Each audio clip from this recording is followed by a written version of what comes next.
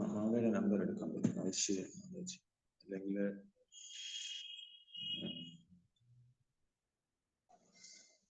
ആഷ. നമോം വിഷ്ണുപദായ കൃഷ്ണപ്രേഷ്ഠായ ഭൂതലേ ശ്രീമതേ ജയപതാകസ്വാമിനാചാര്യപദായ നതായ കൃപപദായ പൗരകഥാധരായ നഗരകുമാരി ശ്രീകൃഷ്ണ ചൈതന്യ പ്രഭു നിത്യാനന്ദ ശ്രീ അദ്വൈത ഗദാധര സ്വാമി ഗൗരഭക്തവൃന്ദ. Number ഒന്ന് എഴുതി.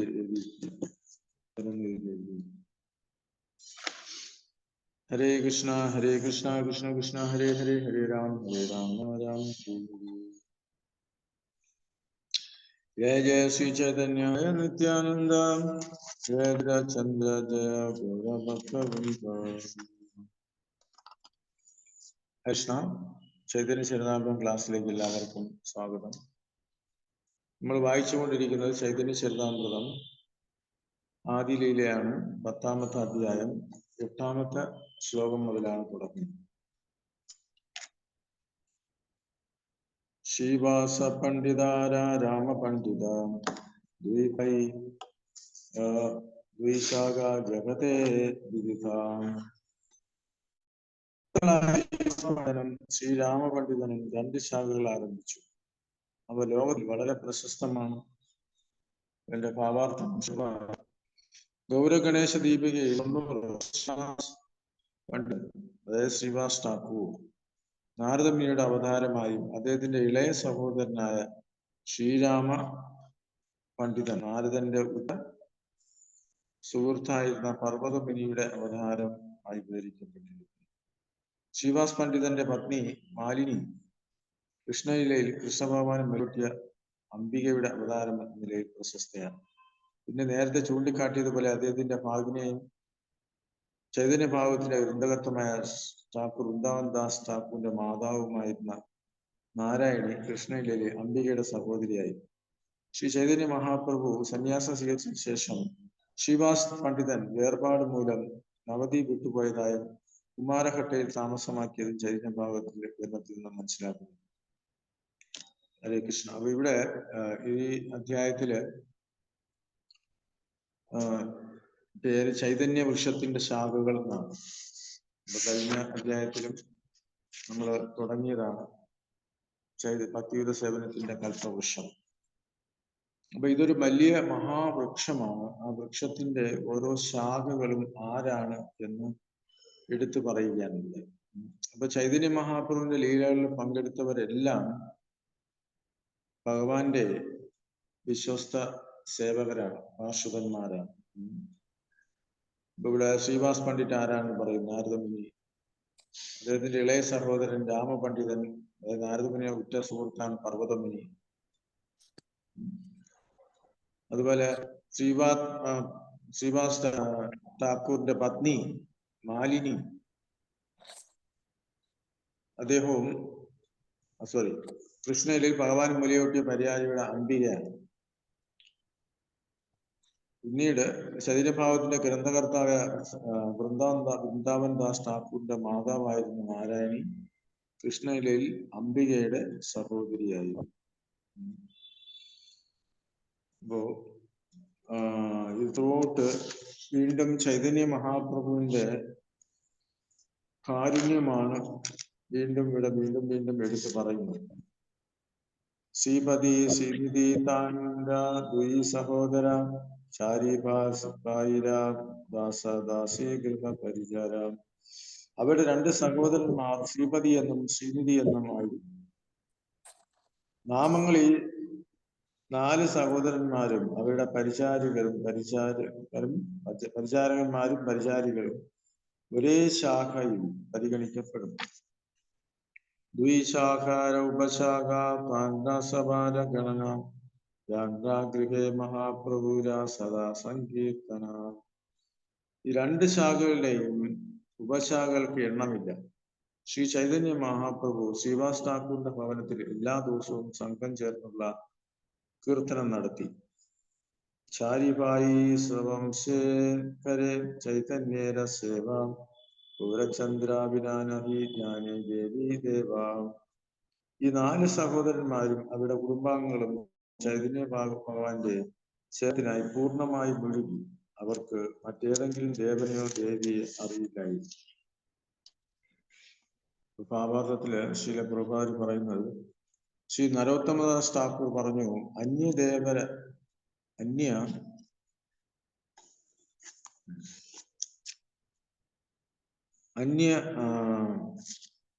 अन्यदेवाश्रयनाई तुम्हारे फहिनु पाई यही भक्ति परम कारण ഒരുവൻ പരിശുദ്ധ ഭക്തനായ ദൃഢഭക്തനാകാൻ ആഗ്രഹിക്കുന്ന പക്ഷം ഏതെങ്കിലും ദേവന്മാരുടെയോ ദേവതമാരുടെ ആശ്രയം സ്വീകരിക്കരുത്. ദേവന്മാരെ ആരാധിക്കുന്നത് പരമദൈവകൃഷ്ണ ഭഗവാനെ ആരാധിക്കുന്നത് പോലെ ശ്രേഷ്ഠമാണെന്ന് വിഡ്ഢികളായ മായവാദികൾ പറയുന്നു. പക്ഷേ ഇത് സത്യമല്ല. അത്തരം തത്വശാസ്ത്രം ജനങ്ങളെ നിരീശ്വര ഭാഗത്തിലേക്ക് തെറ്റിദ്ധരിപ്പിക്കുന്നു.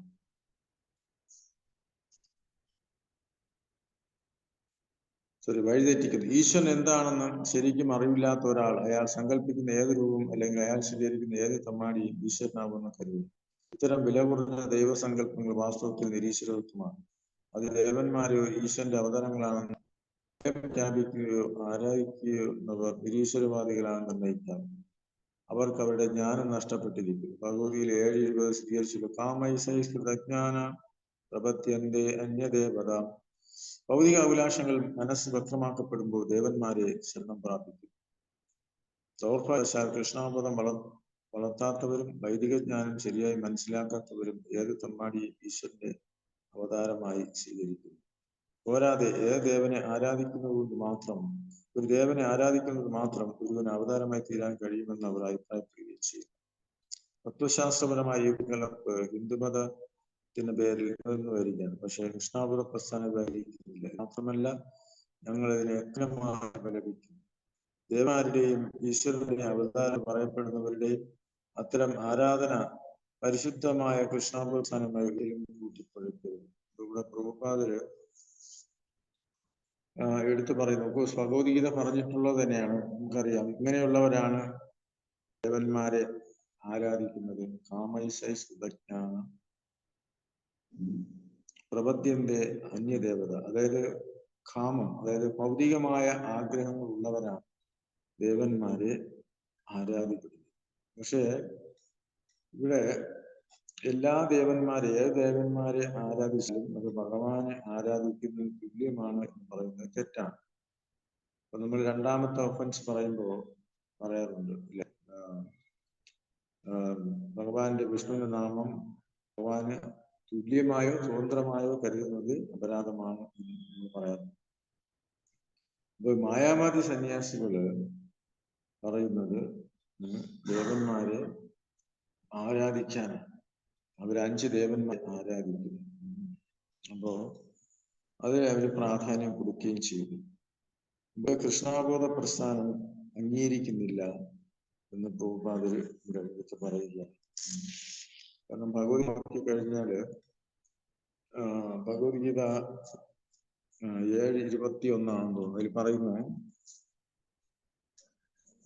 യോം യോം തനും ഭക്ത ശ്രദ്ധയാർജിച്ചതും ഇച്ഛതി തസ്യചലാം ശ്രദ്ധാം തമവേവ വിദാമ്യഹം.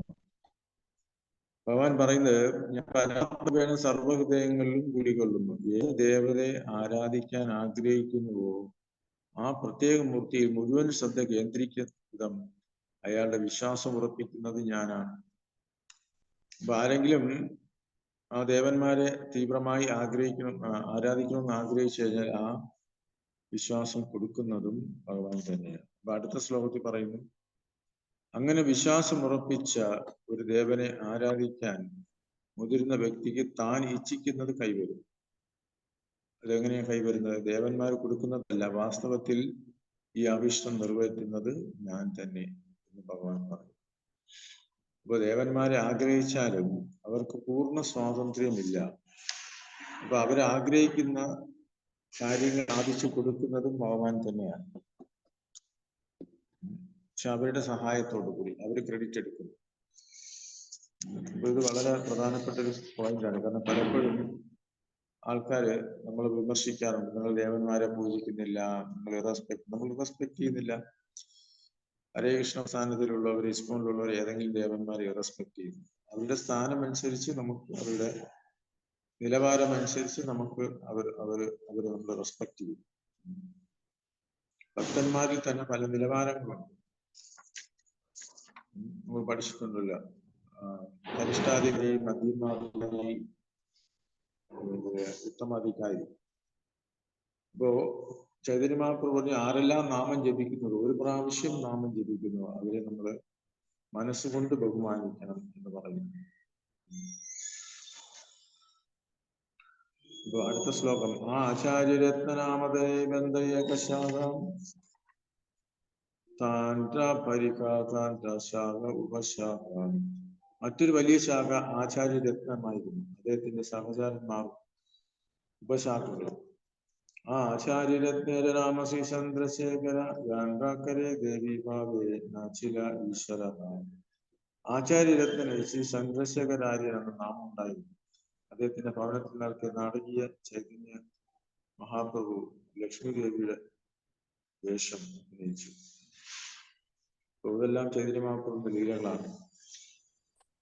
ചൈതന്യ മഹാപ്രഭുവിന്റെ സാന്നിധ്യത്തിൽ നാടകീയ പ്രകടനങ്ങൾ അരങ്ങേറ്റപ്പെട്ടു. പക്ഷെ നാടകങ്ങളിൽ പങ്കെടുത്ത അഭിനേതാക്കൾക്കെല്ലാം പരിശുദ്ധ ഭക്തന്മാരായിരുന്നു. അതിന്റെ അടിയിലുണ്ടോ ഇന്നലെ അവിടെ വേണം. പരിശുദ്ധ ഭക്തന്മാരായിരുന്നു. പുറത്തുനിന്നുള്ള ആരെയും പങ്കെടുക്കാൻ അനുവദിച്ചിരുന്നില്ല. ഇസ്കോൺ അംഗങ്ങൾ ഈ മാതൃക പിന്തുടർന്നു. ഇപ്പോ അതുകൊണ്ട് പ്രഭുപാദർ പറഞ്ഞിരിക്കുന്നത്, നമ്മള് എപ്പോഴും ഭക്തന്മാർ തന്നെ നാടകത്തിൽ അഭിനയിക്കുക, മറ്റുള്ളവർ അഭിനയിക്കാൻ അനുവദിക്കരുത്. അതുകൊണ്ടാണ് പണ്ട് രാമാനന്ദ സാഗറിന്റെ ശ്രീകൃഷ്ണ സീരിയൽ ആരംഭിക്കുന്ന സമയത്ത് ഇസ്കോണുമായി ഒരു എഗ്രിമെന്റ് ഉണ്ടാക്കിയാണ്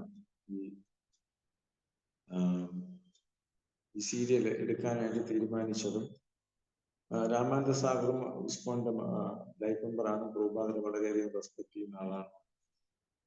പക്ഷെ എന്ത് ചെയ്യുന്ന വെച്ചാല്, ഈ ശ്രീകൃഷ്ണനായിട്ട് അഭിനയിക്കുന്ന ആള്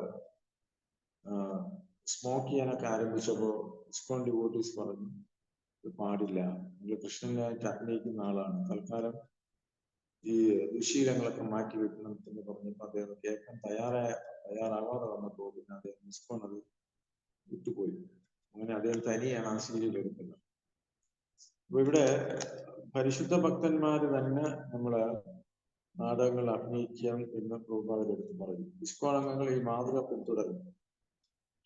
എല്ലായ്പ്പോഴും ചൈതന്യ മഹാപ്രഭുവിന്റെ കൃഷിയുടെ നാടക പ്രകടനങ്ങൾ അവതരിപ്പിക്കുകയാണെങ്കിൽ അഭിനേതാക്കൾ നിർബന്ധമായും പരിശുദ്ധ ഭക്തരായിരിക്കും. അപ്പൊ ചൈതന്യ മഹാപ്രഭുവിന്റെ സമയത്ത് ചൈതന്യ മഹാപ്രഭുവിന്റെ അനുയായികളെല്ലാം നാടകങ്ങൾ അഭിനയിക്കുമായിരുന്നു. അപ്പൊ അതിലെല്ലാം ഭക്തന്മാരാണ് അഭിനയിച്ചിരുന്നത്. ഒരു പ്രൊഫഷണൽ ഡ്രാമ ട്രൂപ്പ് അല്ല. അപ്പൊ ഇവിടെ നോക്കൂ, ചൈതന്യ മഹാപ്രഭു തന്നെ നാടകത്തിൽ ചൈതന്യ മഹാപ്രഭു ലക്ഷ്മി ദേവിയായി അഭിനയിച്ചുകൊണ്ട് പറയുന്നു. നാടക അഭിനേതാക്കളും ഭക്തി സേവനത്തെ കുറിച്ച് അഭിനയം തൊഴിലാക്കിയവർക്കും നാടക അഭിനേതാക്കൾക്കും ഭക്തി സേവനത്തെ കുറിച്ച് ഒരു ബോധമില്ല. അതിനാൽ അവർ അത്ര കലാപരമായി അവതരിപ്പിച്ചാലും അത്തരം പ്രകടനങ്ങൾ ജീവനില്ല. അതാണ് കാരണം. Purity is the force. ഒരു പൈസയ്ക്ക് വേണ്ടി അഭിനയിക്കുന്നു. ശ്രീ ഭക്തിയാനന്ദ ഠാക്കൂർ അത്തരം നടന്മാരെ പ്രഹസന നാരദൻ എന്നർത്ഥം വരുന്ന ഒരു നാരദൻ എന്ന് പറയുന്നത്. ചിലപ്പോൾ ഒരു നടൻ നാരദമുനിയുടെ ഭാഗം അഭിനയിച്ചിരിക്കാമെങ്കിലും സ്വജീവിതത്തിൽ അയാൾ നാരദമുനിയെ പോലെ ആകില്ല. എന്തുകൊണ്ടാണ് അയാൾ ഭക്തനല്ല. ശ്രീ ചൈതന്യ മഹാപ്രഭുവിനെയും ശ്രീകൃഷ്ണ ഭഗവാനെയും കുറിച്ചുള്ള നാടകീയ പ്രകടനങ്ങളിൽ അത്തരം നടന്മാരെ ആവശ്യമില്ല. ശ്രീ ചൈതന്യ മഹാപ്രഭു അദ്വൈത പ്രഭുവിനെയും ശ്രീവാസ പ്രഭുവിനെയും മറ്റു ഭക്തന്മാർക്കൊപ്പം ചന്ദ്രശേഖരന്റെ ഗൃഹത്തിൽ പതിവായി നാടകങ്ങൾ അവതരിപ്പിക്കുമായിരുന്നു. ചന്ദ്രശേഖരന്റെ ഭവനം സ്ഥിതി ചെയ്യുന്നത് ഇപ്പോൾ ബ്രജപട്ടണം എന്ന സ്ഥലത്തായിരുന്നു. ശ്രീ ഭക്തിയാനന്ദ ഠാക്കൂർ അദ്ദേഹത്തിന്റെ ചൈതന്യ മഠം എന്ന ഈ സ്ഥലത്ത് സ്ഥാപിച്ചു. ഭക്തിയാനന്ദ ഠാക്കൂർ അദ്ദേഹത്തിന്റെ ചൈതന്യ മഠം ഈ സ്ഥലത്ത് സ്ഥാപിച്ചു.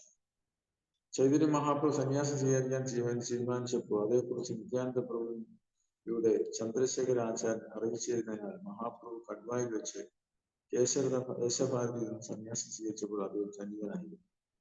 ചൈതന്യ മഹാപ്രഭു സന്യാസം സ്വീകരിച്ച വാർത്ത നവതിയിൽ ആദ്യം പ്രചരിപ്പിച്ചത് അദ്ദേഹമായിരുന്നു. ചൈതന്യ മഹാപ്രഭു ലീലകളിലെ പല പ്രധാനപ്പെട്ട സംഭവങ്ങളിലും ചന്ദ്രശേഖരാചാര്യൻ സന്നിധനായിരുന്നു. അതിനാൽ അദ്ദേഹം ചൈതന്യപുരുഷത്തിന്റെ രണ്ടാമത്തെ ശാഖ രൂപം നൽകി. അപ്പോൾ ചൈതന്യ മഹാപ്രഭുവിന്റെ പല ലീലകളും നാടകങ്ങളും ഒക്കെ നടന്നത് ചന്ദ്രശേഖരാചാര്യന്റെ വീട്ടിൽ വെച്ചാണ്. അപ്പൊ അദ്ദേഹം ആരാണ് ഇവിടെ എടുത്ത് പറയുന്നത്? ചൈതന്യപുരുഷത്തിന്റെ രണ്ടാമത്തെ ശാഖയ്ക്ക് രൂപം നൽകിയ ആളാണ്.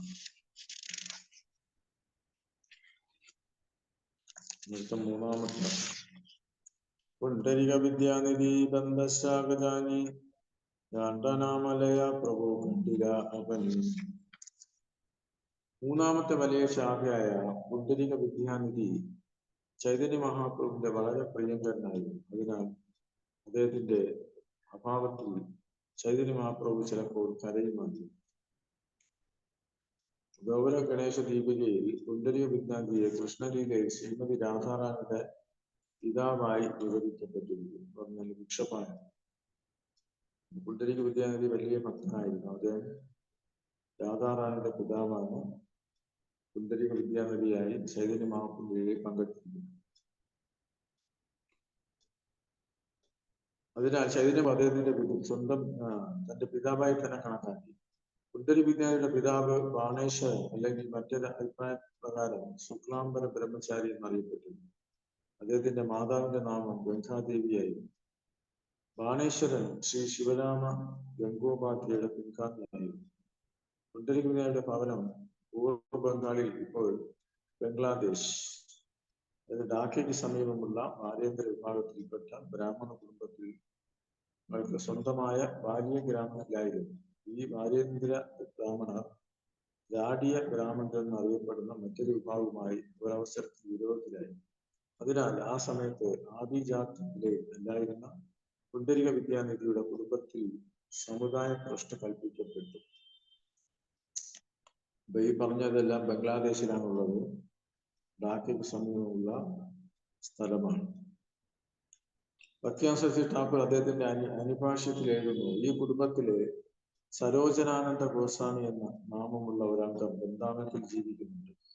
കുടുംബത്തിലെ ഓരോരുത്തർക്കും ഒരേ ഒരു പുത്രനേ ഉള്ളൂ, അല്ലെങ്കിൽ പുത്രനേ ഇല്ല എന്നത് ഈ കുടുംബത്തിന്റെ പ്രത്യേക സവിശേഷതയാണ്. അതിനാൽ കുടുംബം വിപുലമായിരുന്നില്ല. പൂർവ്വ ബംഗാളിലെ ചട്ടഗ്രാമ ജില്ലയിൽ ഹഡാചഹാരി എന്നറിയപ്പെടുന്ന ഒരു സ്ഥലമുണ്ട്. ഈ സ്ഥലത്ത് നിന്ന് അധികം അകലെ അല്ലാതെയുള്ള മേഖലാ ഗ്രാമത്തിലായിരുന്നു പുണ്ടരി വിദ്യാനിധിയുടെ പിതാമഹന്മാർ ജീവിച്ചിരുന്നത്. ചട്ടഗ്രാമത്തിൽ നിന്ന് മേഖലാ ഗ്രാമത്തിലേക്ക് കുതിരപ്പുറത്തോ കാളവണ്ടിയിലോ അല്ലെങ്കിൽ യാത്രാക്കല്ലോ എത്തിച്ചേരാം. സ്റ്റീമർ സ്റ്റേഷൻ അന്നപൂർണ കട്ട എന്നറിയപ്പെടുന്നു. സാധാരണ നമ്മള് ഈ പരിക്രമൊക്കെ പോകുമ്പോൾ, പ്രത്യേകിച്ച് ഗുരുമഹാരാജ് ബംഗ്ലാദേശ് സന്ദർശിക്കുമ്പോൾ ഇത്തരം സ്ഥലങ്ങളെല്ലാം സന്ദർശിക്കാറുണ്ട്. പുണ്ടരിക വിദ്യാനിധിയുടെ സ്ഥലം അന്നപൂർണ കട്ടയിൽ നിന്ന് 2 മൈലോളം തെക്ക് പടിഞ്ഞാറാണ്. പുണ്ടരിക വിദ്യാനിധി നിർമ്മിച്ച ക്ഷേത്രം വളരെ പഴക്കം ചെന്നതും അടിയന്തരമായി അറ്റകുറ്റപ്പണികൾ ആവശ്യമുള്ളതുമാണ്. അറ്റകുറ്റപ്പണികൾ ചെയ്യാത്ത പക്ഷം ക്ഷേത്രം താമസിയാതെ തകർന്നു വീഴേക്കാം. ക്ഷേത്രത്തിലെ ഇഷ്ടികകൾ 2 ശാസനങ്ങൾ ഉണ്ടെങ്കിലും വളരെ ജീർണിച്ചതിനാൽ അവയെ വായിക്കാനാവില്ല. എങ്കിലും അതിന് 600 അടിയോളം തെക്ക് മാറി ഒരു ക്ഷേത്രമുണ്ട്. പുണ്ടരി വിദ്യാനിധി നിർമ്മിച്ച ക്ഷേത്രം ഇതാണെന്ന് ചിലർ പറയുന്നു. ഇപ്പൊ ബംഗ്ലാദേശിൽ ഇപ്പൊ പ്രശ്നം നടന്നുകൊണ്ടിരിക്കുന്നു. പക്ഷെ അവിടെ ചൈതന്യ മഹാപ്രഭുവിന്റെ ലീലകൾ നടന്ന സ്ഥലമാണ്. ചൈതന്യ മഹാപ്രഭുവിന്റെ പാർശ്വതന്മാര് സ്പർശിക്കുന്ന സ്ഥലമാണ്. ചൈതന്യ മഹാപ്രഭു പുണ്ടരിക വിദ്യാനിധിയെ ചൈതന്യ മഹാപ്രഭു പുണ്ടരിക വിദ്യാനിധിയെ പിതാവ് എന്ന് വിളിക്കുകയും അദ്ദേഹത്തിന് പ്രേമത്തി എന്ന് പേര് നൽകുകയും ചെയ്തു.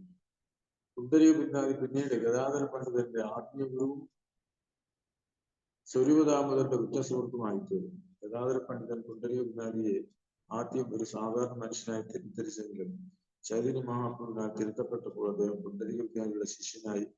പുണ്ടരിക വിദ്യാനിധിയുടെ ജീവിതത്തിലുണ്ടായ മറ്റനുഭവം അദ്ദേഹം ജഗന്നാഥ ക്ഷേത്രത്തിലെ പുരോഹിതനെ വിമർശിച്ചതും അതിന് ഭഗവാൻ ജഗന്നാഥൻ അദ്ദേഹത്തിന്റെ കർണത്തടിച്ച് ശിക്ഷിച്ചതുമാണ്.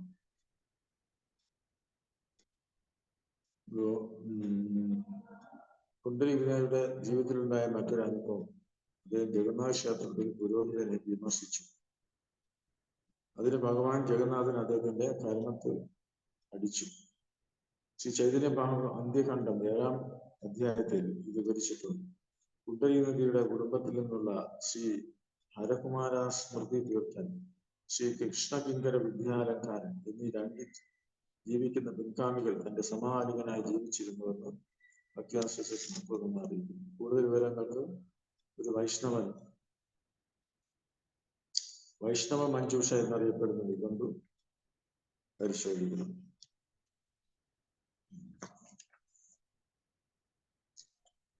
അടുത്ത 4-ാമത്തെ ബഡ ആശാഗദാഗര പണ്ഡിത ഗോസായി ലക്ഷ്മി രൂപ കാന്ത സമാപ്തേ. 4-ാമത്തെ ശാഖ ഗദാധര പണ്ഡിതൻ ശ്രീകൃഷ്ണന്റെ ക്ലാദിനി ശക്തിയുടെ അവതാരമാണ് വിവരിച്ചിരുന്നത്. അതിനാൽ ആർക്കും അദ്ദേഹത്തിന് തുല്യനായി ആകാൻ സാധിച്ചില്ല. ഗദാധര പണ്ഡിറ്റ് ശ്രീമതി രാധാറാണിയാണ്. അതാണ് ഇവിടെ പഞ്ചകത്തിലെ ഗദാധര പണ്ഡിതൻ രാധാറാണിയുടെ വിസ്തരണമാണ്. ഓരോ ഗണേശ ദീപികയിൽ 147-51 സ്ഥാപിച്ചിരിക്കുന്നു. മുമ്പ് വൃന്ദാവനേശ്വരി എന്നറിയപ്പെടുന്ന ശ്രീ ഭഗവാന്റെ ആനന്ദശക്തി ഇപ്പോൾ ശൈലമാകുന്നതിലെ ഗദാധര പണ്ഡിതന്റെ രൂപത്തിൽ നോക്കിയിരിക്കപ്പെട്ടു. ശ്രീകൃഷ്ണന്റെ ആഹ്ലാദ ശക്തിയായ ലക്ഷ്മിയുടെ രൂപത്തിൽ അവൾ മുമ്പ് ശ്യാമസുന്ദര വല്ലഭ എന്ന നിലയിൽ ഭഗവാൻ പ്രിയങ്കരിയായിരുന്നുവെന്ന് സ്വരൂപ ദാമോദര ഗോസ്വാമി ചൂണ്ടിക്കാട്ടി. അതേ ശ്യാമസുന്ദര വല്ലഭ ചൈതന്യ ലീലകളിൽ ഗദാധര പണ്ഡിതായി അവതരിച്ചിരുന്നു. മുമ്പ് അവൾ ലളിതാസഖിയായി ശ്രീമതി രാധാറാണിക്ക് സദാ സമർപ്പിതയായിരുന്നു. അപ്രകാരം ഗദാധര പണ്ഡിതൻ ഒരേ സമയം ശ്രീമതി രാധാറിന്റെയും ലളിതാസഖിയുടെയും അവതാരമായിരുന്നു. കോമ്പിനേഷനാണ് രണ്ടുപേരുടെയും അവതാരമാണ്. ചൈതന്യഭാഗത്തെ ഈ ഭാഗത്തിൽ 12-ാം അധ്യായത്തിൽ ഗദാധര പണ്ഡിതന്റെ ശിഷ്യ പരമ്പരയുടെ വിവരണം കൊടുത്തിട്ടുണ്ട്.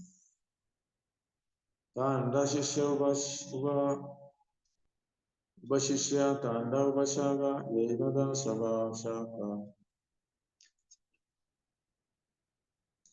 ഉപശാഖാര ലേഖകൾ. അദ്ദേഹത്തിന്റെ ശിഷ്യന്മാരും ഉപശിഷ്യന്മാരും അദ്ദേഹത്തിന്റെ ഉപശാഖകളാണ്.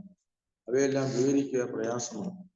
വക്രേശ്വര പണ്ഡിത പ്രഭുപട പ്രിയപദ്യ ഏകഭാവ ചബ്ബിശ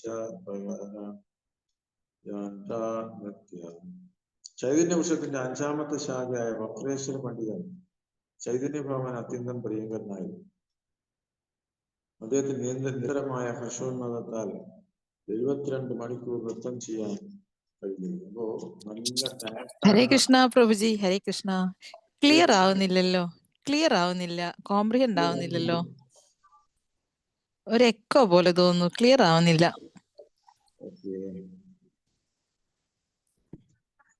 ഹരേ കൃഷ്ണ.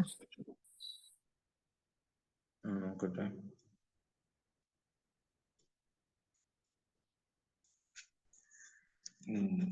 ഹരേ കൃഷ്ണ. ഇപ്പൊ കേൾക്കാമോ? ഇപ്പൊ ഇവിടെ 4-ാമത്തെ ഇപ്പൊ കേൾക്കാമോ? കേൾക്കാം പ്രഭു. അതായത് 4-ാമത്തെ ശാഖയാണ് ഈ 15-ാമത്തെ ശ്ലോകത്തിൽ വിവരിക്കുന്നത്. അത് ഗദാധര പണ്ഡിതനാണ്. ഗദാധര പണ്ഡിതൻ ഭഗവാന്റെ, അതായത് ശ്രീമതി രാധാറാണിയാണ്. അപ്പൊ ഇവിടെ പറയുന്നത് ശ്രീമതി രാധാറാണിയുടെയും ലളിതാസഖിയുടെയും അവതാരമായിരുന്നു എന്നാണ് പറയുന്നത്. അടുത്തത് 16-ാമത്തെ ശ്ലോകത്തില് താൻശിഷ്യ ഉപശിഷ്യ താന്റെ ഉപശാഖ ശാഖ ഉപശാഖ ലേഖ. ഞാൻ കുറച്ച് വായിച്ചു കൂട്ടി. അദ്ദേഹത്തിന്റെ ശിഷ്യന്മാരും ഉപശിഷ്യന്മാരും അദ്ദേഹത്തിന്റെ ഉപശാഖകളാണ്. അവയെല്ലാം ഭരിക്ക പ്രയാസകരമാണ്. വക്രേശ്വര പണ്ഡിത പ്രഭു ബഡ പ്രിയ പ്രത്യ ഏകഭാവേ ചബീഷ പ്രകാശ നൃത്യ. ചൈതന്യമാപ്പുവിന്റെ 5-ാമത്തെ ശാഖ അതാണ് വക്രേശ്വര പണ്ഡിതൻ. ചൈതന്യഭാവൻ അത്യന്തം പ്രിയങ്കരനായിരുന്നു. അദ്ദേഹത്തിന് നിരന്തരമായ ഹർഷോന്മതത്താൽ 72 മണിക്കൂർ നൃത്തം ചെയ്യാൻ കഴിഞ്ഞു. അത്രയ്ക്കും പവർഫുൾ ആയിട്ടുള്ള നൃത്തക്കാരനായിരുന്നു. അപ്പോൾ ചൈതന്യമാപ്പു നൃത്തക്കാരൻ എന്നാണ് വിളിക്കുന്നത്. വക്രേശ്വര പണ്ഡിതൻ വിഷ്ണുവിന്റെ ചതുർവ്യൂഹ വിസ്തരണത്തിൽ വാസുദേവൻ, സംഘർഷൺ, അനിരുദ്ധൻ ഒന്നായ അനിരുദ്ധന്റെ അവതാരമായിരുന്നു. അപ്പോ ബോറടിക്കുന്നറിയില്ല, ഇവിടെ എല്ലാം ചൈതന്യമാപ്പുവിന്റെ ശാഖയിലുള്ള ആൾക്കാരെ കുറിച്ചാണ് പറയുന്നത്. അപ്പൊ വക്രേശ്വര പണ്ഡിതൻ അനിരുദ്ധന്റെ അവതാരമായിരുന്നു. ചതുർവ്യൂഹത്തില് 4 പേരുണ്ടല്ലോ, വാസുദേവൻ, സംഘർഷണ, അനിരുദ്ധൻ, പ്രദ്യുമ്നൻ. അതിൽ അനിരുദ്ധന്റെ അവതാരമായിരുന്നു പറയുന്നു. അപ്പൊ ഈ ഗൗരവ ഗണേശ ദീപിക എന്ന് പറയുന്ന പുസ്തകത്തിലാണ് ഈ ആരെല്ലാമാണ് ചൈതന്യ മഹാപ്രഭുവിലെ പങ്കെടുത്തത് എന്ന് പറയുന്നു. അപ്പൊ അതിനൊരു ബുക്ക് തന്നെയുണ്ട്. ആ ബുക്ക് വായിച്ചു കഴിഞ്ഞാൽ ആരൊക്കെയാണെന്ന് മനസ്സിലാക്കാൻ പറ്റും. ഭഗവാൻ ചൈതന്യ മഹാപ്രഭു ശ്രീവാസ് ഠാക്കൂറിന്റെ ഭവനത്തിൽ നാടകീയ പ്രദർശനങ്ങൾ നടത്തുമ്പോൾ വക്രേശ്വര പണ്ഡിതൻ മുഖ്യ നർത്തകരിൽ ഒരാളായി. അപ്പോ ശ്രീവാസ് ഠാക്കൂറിന്റെ വീട്ടിൽ ദിവസവും കീർത്തനം ചെയ്യും. അപ്പൊ അതില് പ്രധാന നർത്തകൻ വക്രേശ്വര പണ്ഡിതനായിരുന്നു. അദ്ദേഹം ആ സമയം അത്രയും തുടർച്ചയായി നൃത്തം ചെയ്യുമായിരുന്നു. ചൈതന്യ മഹാപ്രഭുവിന്റെ ഒടിയ ഭക്തനായിരുന്ന ശ്രീ ഗോവിന്ദദാസൻ തന്റെ ഗൗര കൃഷ്ണോദയം എന്ന ഗ്രന്ഥത്തിൽ വക്രേശ്വരന്റെ ജീവിതം വിവരിച്ചിട്ടുണ്ട്. വക്രേശ്വര പണ്ഡിതൻ ധാരാളം ശിഷ്യന്മാർ ഒഡീസയിലുണ്ട്. അവയെല്ലാം ഒഡീസക്കാരാണെങ്കിലും ഗൗഡിയ വൈഷ്ണവരാണ് അറിയപ്പെടുന്നത്. അപ്പോൾ അദ്ദേഹത്തിന്റെ ശിഷ്യന്മാരെല്ലാം ഒഡീസിയക്കാരാണ്, പക്ഷേ എങ്കിലും അവർ ഗൗഡിയ വൈഷ്ണവ സമ്പ്രദായത്തിലുള്ളവരാണ്. ശ്രീ ഗോപാലഗുരുവും അദ്ദേഹത്തിന്റെ ശിഷ്യൻ ധ്യാനചന്ദ്ര ഗോസ്വാമിയും ഇത്തരം ശിഷ്യന്മാരിൽ ഉൾപ്പെടുന്നു.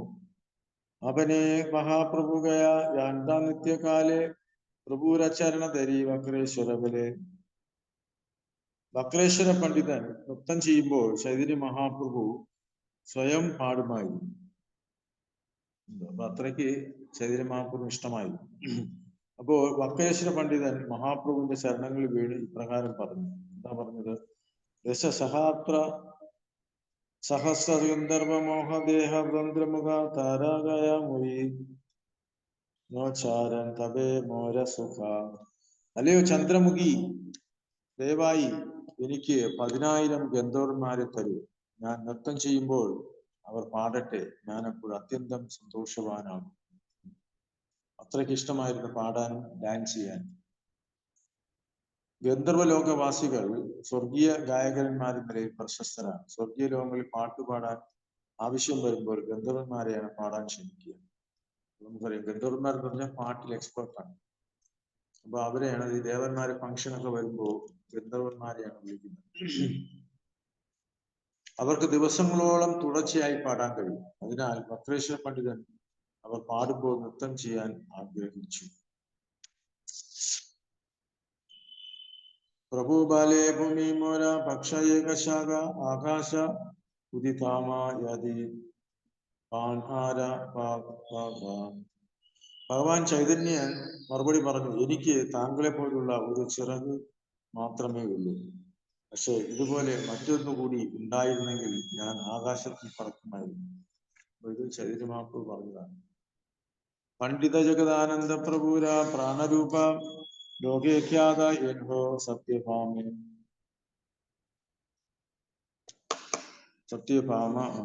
ഭാമേര സ്വരൂപ. ഇനി ജഗദാനന്ദ പണ്ഡിത ആരാണെന്ന് പറയാം. ചൈതന്യ വൃക്ഷത്തിന്റെ 6ാമത്തെ ശാഖയാണ് ജഗദാനന്ദ പണ്ഡിതൻ. മഹാപ്രഭുവിന്റെ പ്രാണൻ എന്ന് വിശ്വവിഖ്യാതനായിരുന്നു. അതേ സത്യഭാമ അറിയാം. സത്യഭാമ ആരാണ്? ശ്രീകൃഷ്ണഭഗവാന്റെ മുഖ്യ രാജ്ഞിമാരിൽ ഒരാളാണ്, അവതാരമായി അറിയപ്പെടുന്നത്.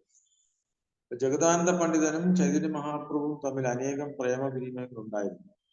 പ്രധാനമായി അദ്ദേഹം ചൈതന്യ മഹാപ്രഭുവിന്റെ സന്തത സഹചാരിയായിരുന്നു എന്നത് പ്രത്യേകിച്ചും ശ്രീവാസ് ഠാക്കൂറിന്റെയും ചൈതന്യാചാര്യന്റെയും ഭവനങ്ങളിൽ നടന്ന മഹാപ്രഭുവിന്റെ എല്ലാ ലീലകളും പങ്കെടുത്തിരുന്നു എന്നതും ശ്രദ്ധേയമാണ്. അപ്പോൾ ജഗദാനന്ദ പണ്ഡിറ്റ് ചൈതന്യ മഹാപ്രഭുവായിട്ട് പലപ്പോഴും പിണക്കമുണ്ടാകും. കൃഷ്ണലീലയിലും എപ്പോഴും പിണങ്ങാറുണ്ട്.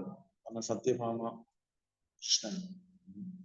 അപ്പൊ അങ്ങനെ ഒരു ലീല ചൈതന്യ മഹാപ്രഭുവിന്റെ സമയത്തും ജഗദാനന്ദ പണ്ഡിതനുമായിട്ടുണ്ടായിരുന്നു. നമ്മൾ ജഗന്നാഥപുരി വിസിറ്റ് ചെയ്യുമ്പോൾ നമുക്കറിയാം, അവിടെ ഭഗവാൻ ചൈതന്യ മഹാപ്രഭു ലീലകൾ നടന്ന സ്ഥലത്തെല്ലാം ഇവിടെ ജഗദാനന്ദ പണ്ഡിതനുമായിട്ടുള്ള നിരവധി ലീലകൾ ഉണ്ട്. പ്രീതേക്കരിലെ ചാഹേ പ്രഭു ലാലന പാലന വൈരാഗ്യ ലോകഭയേ പ്രഭുന. ജഗദാനന്ദ പണ്ഡിതൻ സത്യഭാമയുടെ അവതാരം എന്ന നിലയിൽ എല്ലായ്പ്പോഴും മഹാപ്രഭുവിന്റെ സുഖസൗകര്യങ്ങൾ തൽപരനായിരുന്നു. പക്ഷെ അവിടുന്ന് സന്യാസിയായിരുന്നതിനാൽ ജഗദാനന്ദൻ നൽകിയ ആഡംബരങ്ങളൊന്നും സ്വീകരിച്ചില്ല. എപ്പോഴും ചൈതന്യ മഹാപ്രഭുവിനെ കുറിച്ചാണ് ചിന്ത. ചൈതന്യ മഹാപ്രഭുവിനെ എങ്ങനെ കെയർ ചെയ്യാം, എന്തെല്ലാം കൊടുക്കാം, ഭക്ഷണമായാലും ശരി, ഡ്രസ്സായാലും ശരി. പക്ഷെ ചൈതന്യ മഹാപ്രഭു അതൊന്നും സ്വീകരിച്ചില്ല. കാരണം അത് ചൈതന്യ മഹാപ്രഭു സന്യാസിയായിരുന്നു. മീറ്റിംഗ് വിടട്ടെ. അപ്പോ നമുക്കിവിടെ നിർത്താം എന്ന് തോന്നുന്നു. അപ്പൊ നമ്മൾ 23 വരെ വായിച്ചു. അപ്പോ ഇതിങ്ങനെ തുടർന്നു പോകുന്നു. അടുത്തത്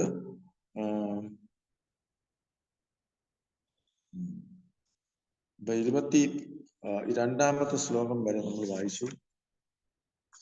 ഒരു ശ്ലോകം കൂടെ വായിച്ചു നിർത്താം. ദ്വിജനെ കഡ്മട്ടി ലാഖായ കേന്ദ്രല താൻഹ പ്രീതേര കഹാകെ കവിവ സഫല. അവർ ചിലപ്പോൾ നിസ്സാര കാര്യങ്ങളെ ചൊല്ലി ഏറ്റുമുട്ടുന്നതായി കാണപ്പെട്ടു. പക്ഷെ ഈ കലഹങ്ങൾ അവരുടെ സ്നേഹത്തിന്റെ അടിസ്ഥാനത്തിലായിരുന്നു. അതേക്കുറിച്ച് ഞാൻ പിന്നീട് പറയാം. ഇപ്പോ നമുക്കറിയാം, സത്യഭാമ ശ്രീകൃഷ്ണ ലീലയിലെ പാരിജാതം കേട്ടതും അല്ലെ, ഭഗവാൻ ഇന്ദ്രനോട് കൂടി യുദ്ധം ചെയ്ത് തിരിച്ച സത്യഭാമ വൃക്ഷം തന്നെ കൊണ്ടുവന്ന് ദ്വാരകയിൽ മാറ്റി. ഇതെല്ലാം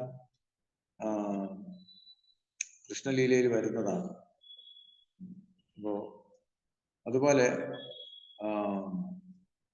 സത്യഭാമ സർവ്വതും, അതായത് ഒരു വഴിപാട് പോലെ, അതായത് ത്രാസിൽ വെച്ച് കൃഷ്ണന് തുല്യമായ ഈക്വൽ സാധനങ്ങൾ വെക്കുന്നുണ്ട്. ഇപ്പൊ സത്യഭാമയുടെ കൊട്ടാരത്തിലുള്ള സർവ്വതും വെക്കും.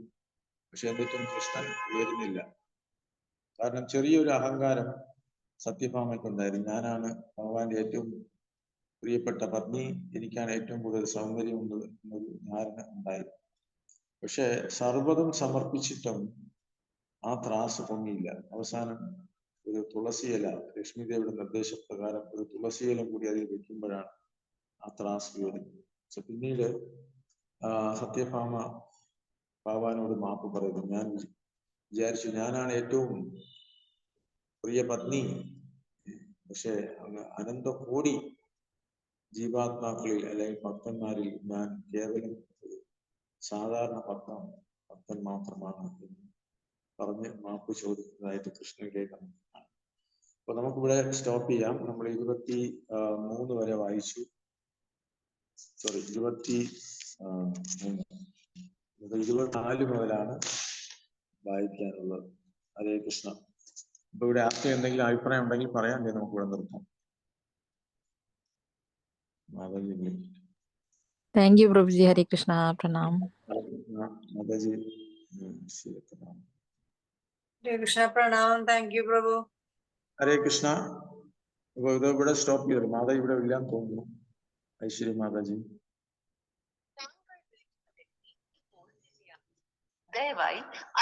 കഴിഞ്ഞു പ്രഭു. കഴിഞ്ഞു. അപ്പൊ 20 ഓക്കെ പ്രഭു. ഹരേ കൃഷ്ണ. വായിക്കാൻ ഡൗട്ട് ഉണ്ടെങ്കിൽ ദയവായി ചോദിക്കുക, ഇല്ലെങ്കിൽ നമുക്ക് ക്ലോസ് ചെയ്യാം.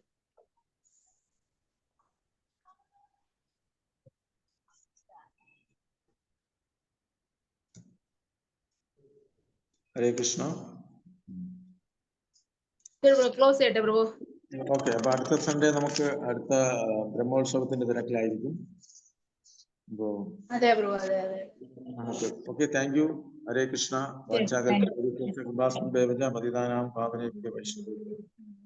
എല്ലാവർക്കും എന്റെ നമസ്കാരം. ഹരേ കൃഷ്ണ.